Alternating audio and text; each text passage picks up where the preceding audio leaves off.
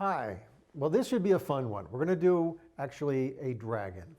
Now, I know everybody's got their images of dragons, and a lot of times, with Harry Potter and all these different movies, and, there's all kinds of visions, but I think I want to have a little bit more fun. I want a kind of a silly dragon.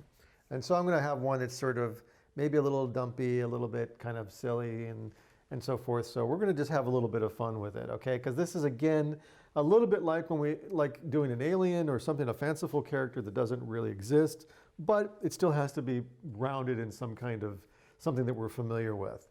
So I'm going to sit there and imagine that we have a dragon that is sort of, I'm going to sit there and say, let's make him long, first of all. I'm going to make it a guy dragon. I'm going to roll off and sort of, again, try to kind of create a shape that sort of representative of dragons like this.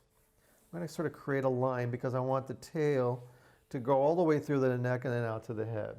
So what I'm going to do is, what I'm going to try to do is I want to sort of have, I'm going to place his chest up in this area up in here like this, very simply.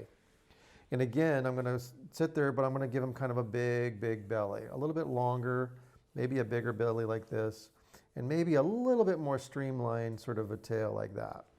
Now again, what I've been stressing from the beginning is, keep it simple, keep it something that you can easily just sort of rough in, because remember, you should take another piece of paper. It doesn't even matter if it's copy paper, but you can always lay it on top of it, and you can even use tape or whatever. You don't have to have, official animation peg bars like I use. You can use anything. Sometimes I even use those little, clips or, or whatever I can have, just to say, I'll tape down even images, tape down paper on a board, just to do it, just so that I have some kind of rough registration.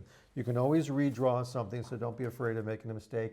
And there's always the magic de-stressor that you can always use to erase what you got to erase.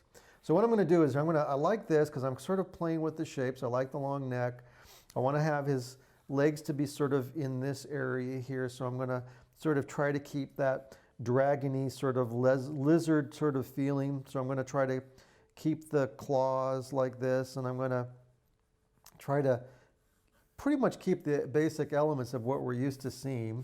I'm going to have his other leg be over here so that I can still have a little bit of a 3/4 element that that we always talk about, the 3/4 perspective, which is something that I think is important to try to put in there, because profiles will get you so far. Straight on shots are extremely hard because you're always dealing with a sort of symmetry that is hard to show any kind of perspective. And perspective is always the best thing you can possibly do, because it takes a flat medium like drawing, and it gives it something that you can actually give a sense of depth, So what I'm going to do here is I'm going to take that, I'm going to put his arms up in this area. Notice I'm using a sort of a circular area here to sort of place it, where I want it to be. I'm going to take his arms, I'm going to put them way up here. I'm going to sort of give him a strong pointy elbow, and then I'm going to have this wrist, hands going up here like this. And I'm going to keep it very cartoony in the sense that I'm going to keep claws. So I'm going to have it be sort of pointy little tipped claws like this that sort of go back and then come in like this into the wrist. Kind of keep it sort of a like almost a dangerous thing, even though he's going to be a silly dragon. Now, to try to create a little bit of a difference opposed to this, I'm going to reverse this angle here so that we sort of have the head tilted this way, even though, we're still dealing with sort of a semi 3/4. And now what I want to do is I want to sort of define how far I want the muzzle to go, and the muzzle being the nostrils. I want to create this sort of dragony mouth with the pointy. I want to go back into this sort of a smiling thing here, but I also want him to have sort of a little beard. I'm going to have like a lizardy sort of a beard that's going to come back like this. And then I want to sort of create a pointiness to him that is kind of interesting for me. And again, I've never drawn this character, so this is the first time, but I'm showing you just how I want to approach it to make sort of something that would be fun. I'm going to get that little smile to happen there. And I think I'm going to give him a little sort of a pointy back of his head as well. So I'm going to go into here. I know that the smile is coming up into this direction like this, so I think I'm going to actually do the same thing on the other side here and suggest that this pointiness was over here as well, to sort of give him sort of a streamlined sort of a look here. And again, you have to know that I'm generally a very positive person, so I'm always looking for characters that I think are going to be fun, because they can always get angry, but I want them to be fun from the get-go. Later on, we're going to be getting into some scary, demon-y characters, but at this stage right now, I just kind of want to have some fun here.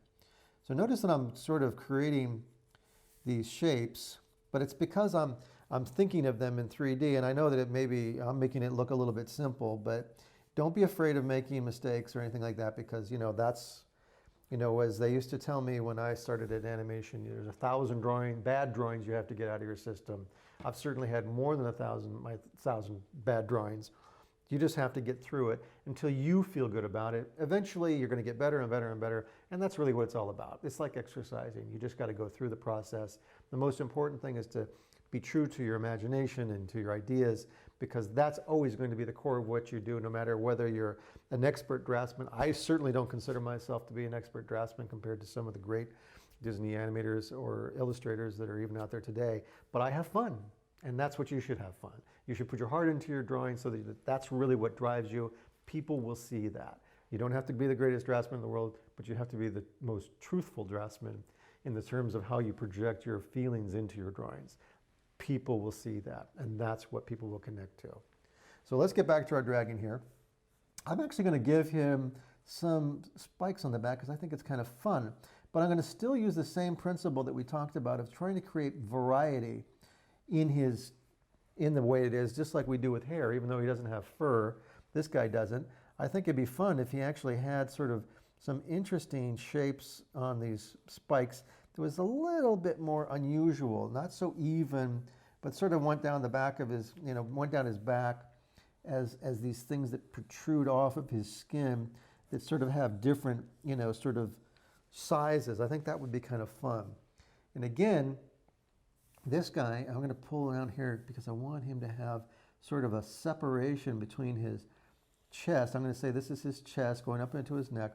And then I want this to sort of go around into his belly, because I like to imagine that he had a belly button down here, and I'm going to put little sort of these scales that come up here like this all the way up, as we get up into this area there. So this sort of define the insides of him.